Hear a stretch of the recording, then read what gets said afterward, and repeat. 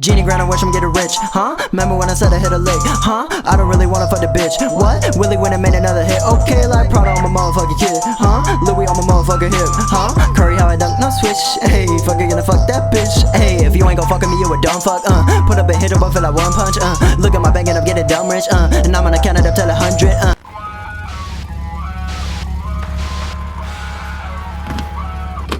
Hello world, I'm What If Study, and today we are doing What If Deku was Cupid Part 2. Cupid, at this point, fleeing from the battle, carrying Lucin in his hands. His bandana that kept his eyes shut, soaking up in the blood that was spilling out from his internal guts. From, all the stabbing, I think it was. No, it was from his head, that is correct. From being smashed against the bark. As Deku makes his way over the mountain, he spots the hideout. The one that the girl had prepared. What was it, Mary? Whatever the fuck her name was. Whatever. He sets down, tripping over himself almost as, this was the most that he had ever used his wings. As they flutter behind him and then, almost hide behind him like they're shy. As he places him down right on the first bed that he finds, right in the doorway. As, Mary or whatever the fuck walks out behind saying, "What the fuck? Is he okay?" As she rushes over to him.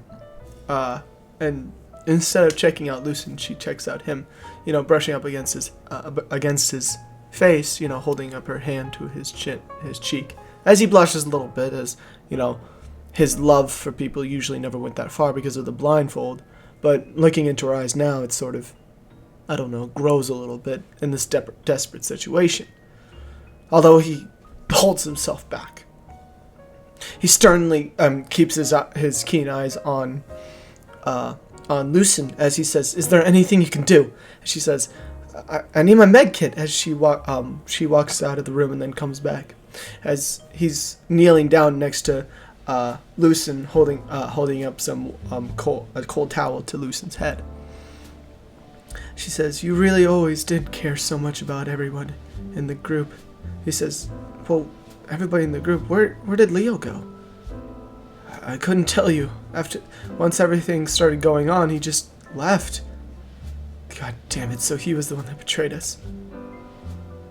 She says, let me take care of him. As Deku says, "No, we'll do it together."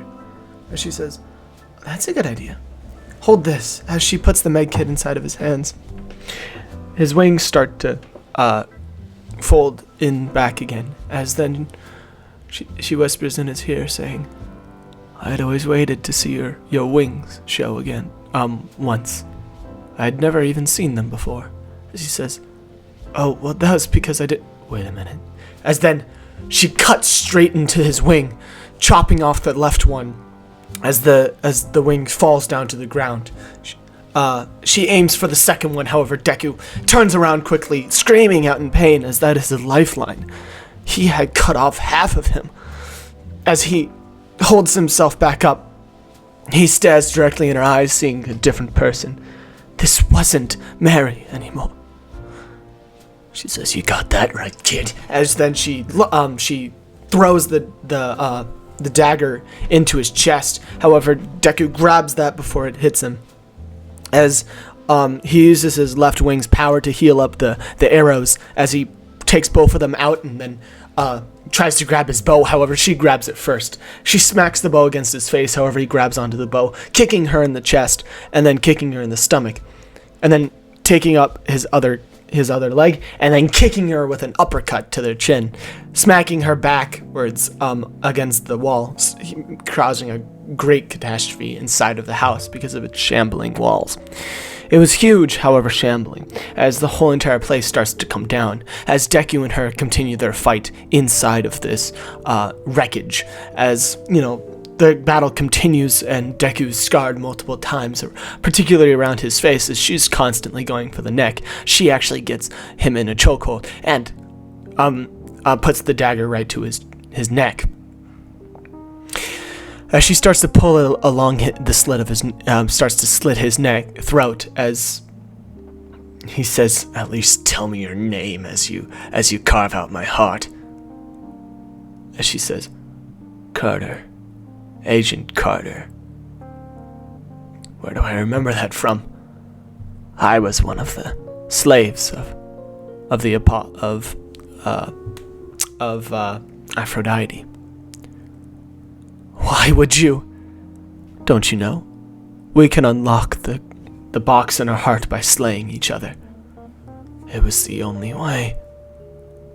You even thought of loving me, didn't you? You fool.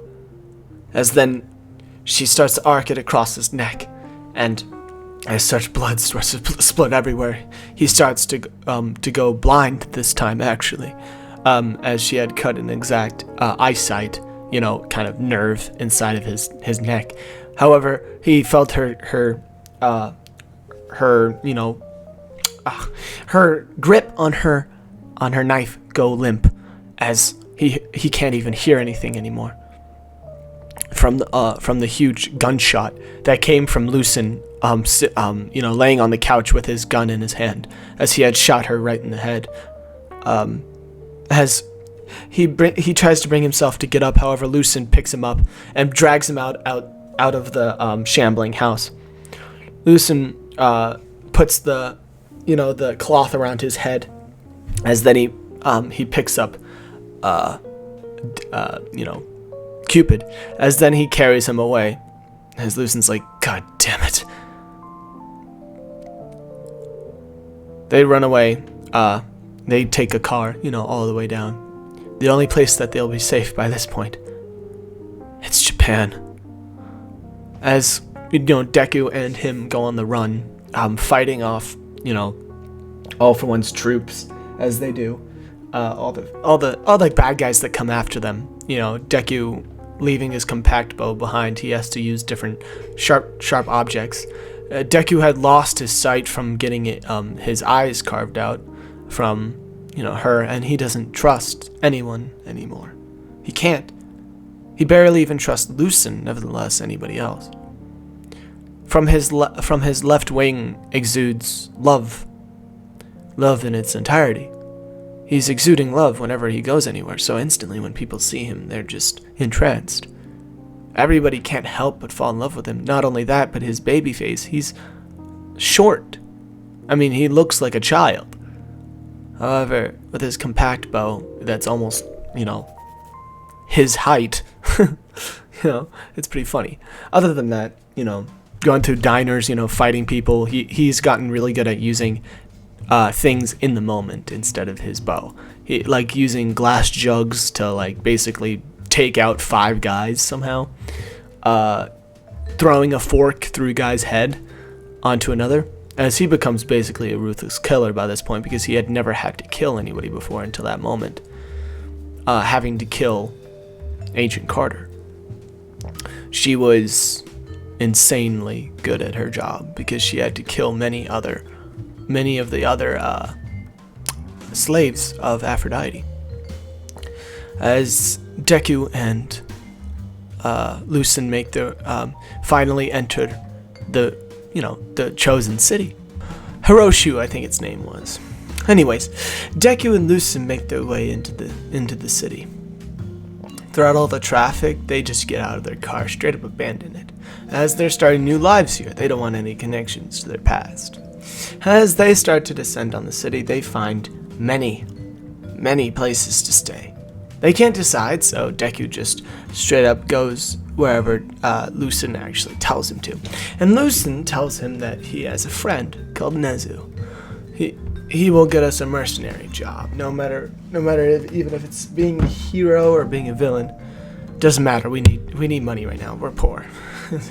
He's like, how are we gonna do a villain job if all villains hate us? He's like, I don't know. Very good question. Dude, you really gotta solve this whole thing out. And he's like, you're in this situation too. Man up and go and take the job. As Cupid right now is feeling his shit. He's like, okay, I got this. As he walks in, he sees Nezu, a freaking rat with a scar on his left eye. And who is that to his side? She introduces herself as Nimuru. God damn it. Nimuri. Midnight. And he has zero clue who Midnight is. So he's like, oh, are you his secretary? She's like, sorry, no, I'm actually a top hero. He's like, oh, cool. She's like, this rude bastard. But he is sexy. As Nezu is like suspicious of him because he can feel the power exuding from him. He can feel sort of this new air in the room that, people start to get horny somehow. And he's like, wait a minute. As then he's like, what is exactly your quirk, what is your name, actually? My name is Cupid, and I'm here for mercenary work. Also, I do not want to disclose that. He's like, okay, that's fine. But to be a mercenary, we kind of have to know. As this puts Cupid in a corner. As he's like, fine. People fall in love with me while they're around me. It just kind of happens. Also, I can exude that into arrows. And that's what I use the compact arrow for. I'm usually into infiltration or what did we call it? Oh yeah, torture. As freaking like Midnight's like, what the wait a minute, what?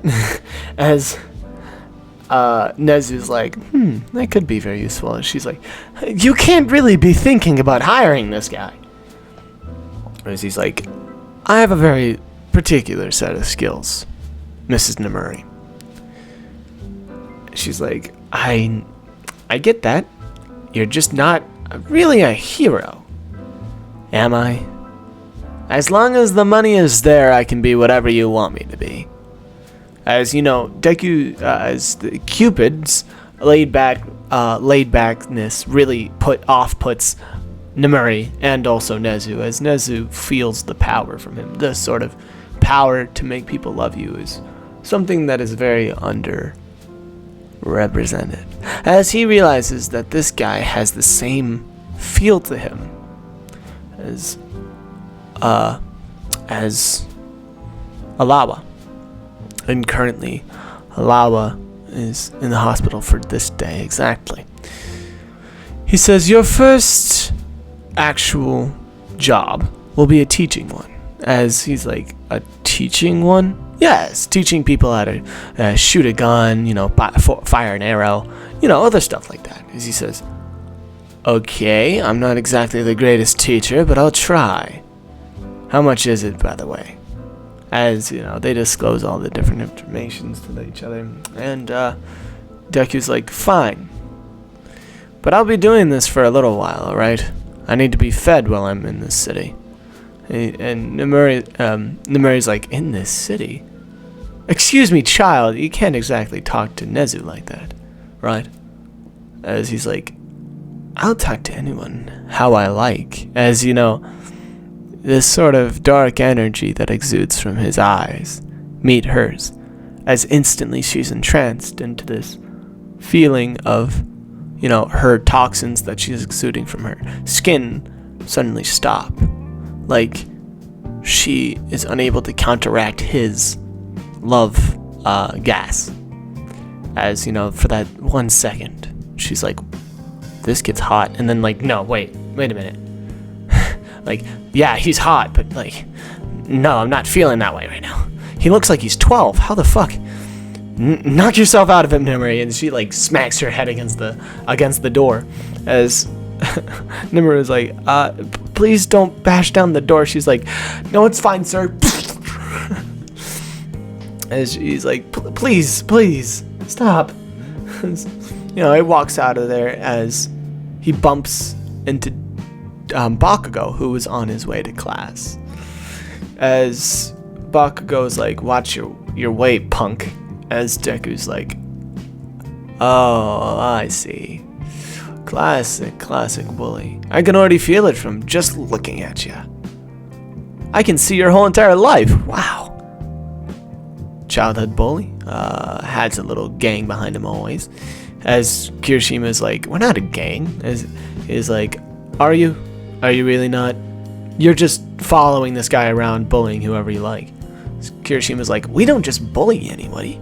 He bullies people. We just kind of stand here. He's like, wow, that's even more pathetic. Hey, listen, dude. As, you know, and then Bakugo stops him saying, you dare disrespect my friends? As then, Bakugo starts lighting up, explosions in his hand. As he immediately launches himself at, Cupid, as he's like, what the hell are you doing? As then he trips under Bakugo and shoots an arrow straight into his leg, as pins him onto the ceiling through his pants. He didn't actually shoot his leg. Sorry, I misspoke. As Bakugo is unable to do anything as long as he's pinned up on the ceiling, Bakugo is just yelling loudly as he's like, as I must say, I'm sorry, but please try to make better friends. What's your name again? It's Kirishima. Right. I guess I'll be teaching you guys how to fire weapons. Well, at least one of you might be being punished while I'm teaching. As he looks up to, just foreshadowing sort of Bakugo and his relationship in the future. As, you know, everybody's like, what the fuck? How quick was that? Like, that happened in almost half a second. Because Bakugo immediately launched at him, shot up onto the ceiling, and then just left there. And it's awesome. So, like, until, you know, he bumps straight into the invisible girl as he's walking outside. He's like, how many people am I going to bump into? Anyways, you're invisible? As she's like, how did you know?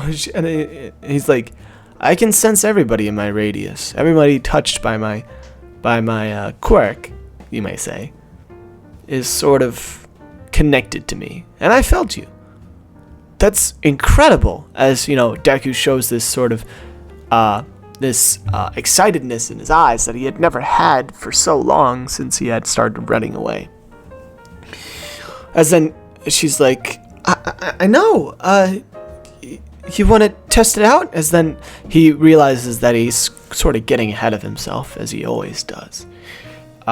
He holds himself back and he says, I'm sorry. I got too ahead of myself. When I get too excited, well, bad things happen. You must understand. She says, it's fine. Tomorrow then? Right. Tomorrow. As he smiles genuinely for the first time in a while. And Lucius, or whatever his name was, is watching all this and he says, wow, really flirting with the girls there. Aren't you supposed to be like 5,000 years old, you creep? As you know,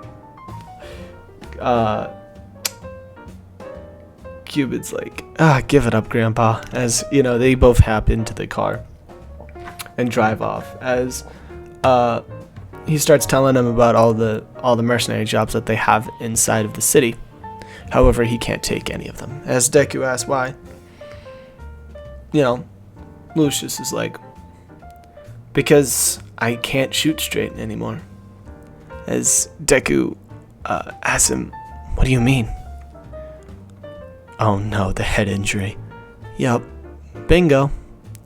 As Deku's like, you can still be out and on the field, right? I mean, your knife skill's unparalleled. It doesn't matter. As long as I can't shoot straight, I'm not worth shit.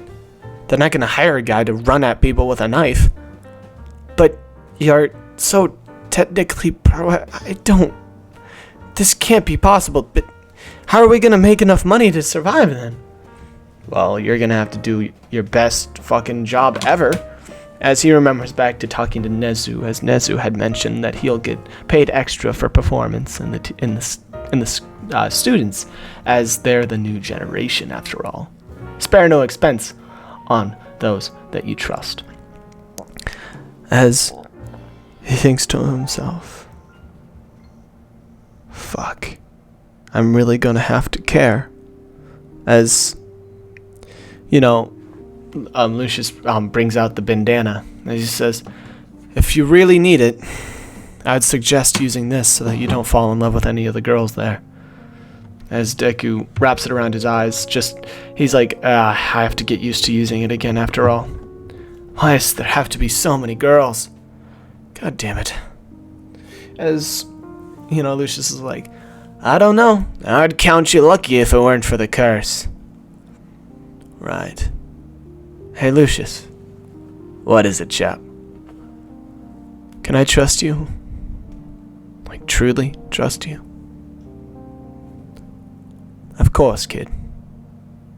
You can always trust me. And thank you so much for watching. I hope that you all have enjoyed this episode. I'll be seeing you guys sometime, somewhere. Goodbye.